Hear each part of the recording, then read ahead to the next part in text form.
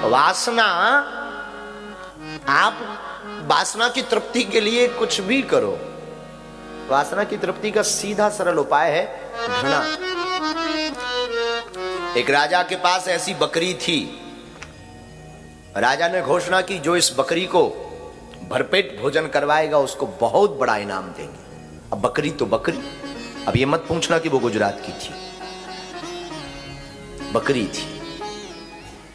राजा ने घोषणा की जो इसको भरपेट तृप्त कराएगा, भोजन कराएगा, उसको इनाम देंगे। लोग बाग जाते थे, दिन भर बकरी को कोई चारा, कोई पत्तियां, मीठी पत्तियां, जो जो उसको प्रिय हैं वो खिलाते थे।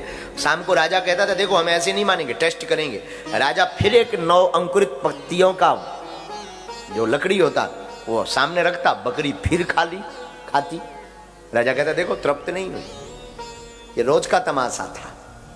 कई दिन बीत गए, कोई नहीं जीता, सब हार गए। उसी समय में हमारा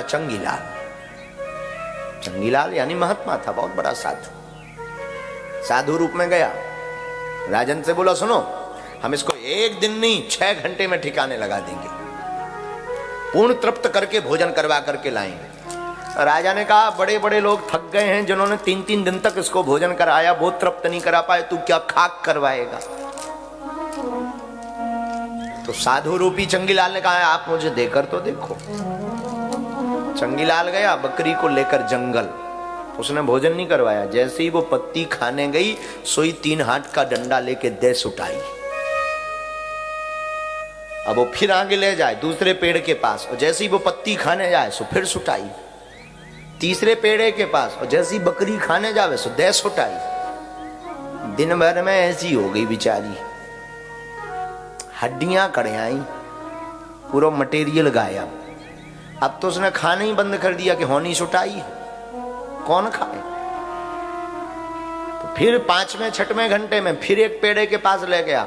अब वो देख ही रही थी कि खाऊं क्या करूं, लेकिन जब तक डंडे की याद आ गई और मुंह भर उस तरफ किया सो फिर दे सुटाई। 7वें घंटे में राजा के पास ला करके बोला लो हुजूर आपकी बकरी एकदम फुल टंकी फुल है, खूब खा चुकी है, अब ये एक पत्ता नहीं खाएगी, खाए तो बताना, मैं हाथ पांव तोड़ दूंगा। राजा ने कहा मैं ऐसे नहीं मानूंगा, टेस्ट करूंगा। करो टेस्ट। राजा तो फुल कॉन्फिडेंस में था, आज तक कोई हरा नहीं पाया। तो उसने एक पत्तियों का डाल उठाया, जैसे ही आगे रखा सोइए लठ लेके आगे पहुंच गए। इधर देख। बकरी ने पहले पत्ती की तरफ देखा, फिर डंडे की तरफ। बोले पूरे दिन यही से पूजा हुई है। बकरी ने मुंह मोड़ लिया कि मुझे नहीं खाना है, भाड़ में जाए। राजा बोला हद हो गई, तुमने ऐसा कौन सा भोजन कराया कि ये खा नहीं रही। तो चंगीलाल ने कहा कि अकेले में मिलना फिर बताएंगे, अभी सब मंत्री है ना, अच्छा नहीं लगेगा। तो राजा ने कहा नहीं नहीं बताओ ना, तो मंत्रियों को हटाओ ना। तो उसने मंत्रियों को हटाया, पर बोले कि इससे सुटाई दी हमने। राजा बोले इसका अर्थ क्या है। तो चंगीलाल साधु था, बहुत पहुंचा हुआ, बोले देखो ये मन है, तुम जितना इसको कुछ भी दोगे, एक 2 कमरे का 2 BHK मकान दोगे तो ये महल की ख्वाहिश देखेगा। तुम बहुत बड़ा महल ले दोगे तो ये गाड़ी की ख्वाहिश देखेगा। बहुत बड़ी गाड़ी ले लोगे तो ये दूसरी गाड़ी पर जाएगा तुरंत। दूसरी गाड़ी भी तुम ले लोगे तो ये तुरंत हेलीकॉप्टर की तरफ भागेगा। हेलीकॉप्टर भी ले लोगे तो ये तुरंत प्राइवेट जेट होना चाहिए, पर्सनल एयरपोर्ट होना चाहिए, फिर चांद पर भी प्लेट होना चाहिए। ख्वाहिश देखता रहता है। बोले इसका उपाय क्या है। बोले इसका उपाय एक ही है, इसको ज्यादा विचरण मत करने दो, इसको ज्यादा भागने मत दो, इसको सीधा पकड़ो और गोविंद रूपी चरणों से जोड़ दो, राम जी के चरणों से जोड़ दो। ये अपने आप संसार से मुंह मोड़ लेगा, इसे राम जी के चरणों से जोड़ते ही। ये मन है। बहुत लोग हमसे कहते हैं महाराज जी मन नहीं लगता, कथा तो सुनते हैं, मन नहीं लगता। नक कटा, दिन भर गोलगप्पे खा रहा हो, पिज्जा खा रहा हो। अब पिज्जा खा खा के पूजा, कई लोग तो ऐसी पूजा करत के राम बचावे, पूरा सोफा लगा करके ओम जय जगदीश। अरे आराम कर रहा है कि जगदीश गा रहा है, पूरा फुल कॉन्फिडेंस में। अब पिज्जा खा करके कई लोग तो पिज्जा खाए जा रहे, जय हनुमान ज्ञान गुण सागर। और तीसरे प्रकार के लोग आजकल लंदन में बहुत पाए जाते हैं, बहुत पाए जाते हैं। नहाते जाएंगे, जय जय जय हनुमान गोसाई कृपा करो, अरे भाई नाराज है कि हनुमान जी को याद कर रहा है। हनुमान चालीसा रटना नहीं है, हनुमान चालीसा पढ़ना है। कि हमारा मन है, हम लोग सोचते कि एक साथ दो काम करें। जहां काम तह राम नहीं, जहां राम नहीं काम, तुलसी कबहु न रही सके रत्न रजनी के ठाम। दोनों एक साथ नहीं रह सकते मेरे पागल। जहां काम होगा वहां राम नहीं होंगे, और जहां राम होगा वहां काम नहीं होंगे। अपने विचार, अपने मन को राम जी के चरणों में लगाओ, किसी के संसार। और अगर कोई तुमसे बात नहीं करता, बहुत अच्छा है। बहुत से लोग ऐसे होते हैं जिनकी जिंदगी में बहुत कम मित्र बनते हैं, बहुत कम लोग बात करते हैं, उनसे बहुत कम जुड़ना चाहते। तुम अपने आप को खुशनसीब मानोगे, तुम्हें ईश्वर ने मौका दिया है। संत तुकाराम महाराष्ट्र के एक ऐसे महात्मा जिनकी लुगाई रोज मारती थी, उन्हें रोज पीटती थी डंडे से। तो किसी ने उनको पूछा, तुम लुगाई से पिटते हो, बीवी से पिटते हो, शर्म नहीं आती?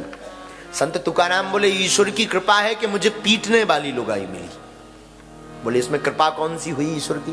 बोले, वाह, अगर प्रेम करने वाली लुगाई मिलती तो हम भगवान से प्रेम नहीं करते, लुगाई के ही चक्कर में पड़े रहते। पीटने वाली मिली तो वो मौका तो दे रही कि तुम मेरे चक्कर में कहां पड़ा, चल राम जी के चरणों में जा।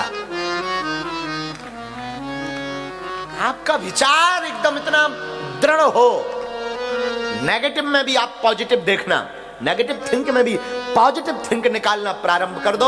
हम आपको आज व्यासपीठ के साथ दावा करके कहते हैं, हम कोई वक्ता नहीं है, हम कोई संत नहीं है, हम कोई चमत्कारी महात्मा नहीं है, हम कोई बहुत बड़े ज्ञानी नहीं है। हम बस अपने गुरु के चेला हैं। उनके चरणों का स्मरण करके कहते हैं, आप जिंदगी में कभी नहीं रोओगे, सदैव मुस्कुराओगे। कपि मन कीन विचार, हनुमान जी विचार करते हैं, आप भी विचार करो। विचार में राम रखो, विचार में रामायण रखो। रामायण एक ऐसा सदग्रंथ है जो आपको बदल देगी। रामचरितमानस विश्व की आचार संहिता है, विश्व की, पूरे संसार की आचार संहिता रामचरितमानस है। रामचरितमानस का अर्थ क्या है पता है आपको? रामचरितमानस को जरा उल्टा करो आप, मानस चरित्र राम। रामचरितमानस का उल्टा पढ़ो तो क्या होगा? मानस चरित्र राम, राम चरित्र मानस, मानस चरित्र राम। मतलब अर्थ क्या हुआ? जिस मनुष्य का चरित्र राम की भांति होता है उसी की रामचरितमानस होती है। श्रेष्ठ मानव वही है जिसका चरित्र राम जी की भांति पारदर्शी, मर्यादित। अमर्यादित चीजें बुरा मत मानिएगा, सुनकर आपको ठेस लगे तो क्षमा करना। जो सभ्य होता, जो मर्यादित होता है ना, उसी को देखने की ज्यादा ललक होती है।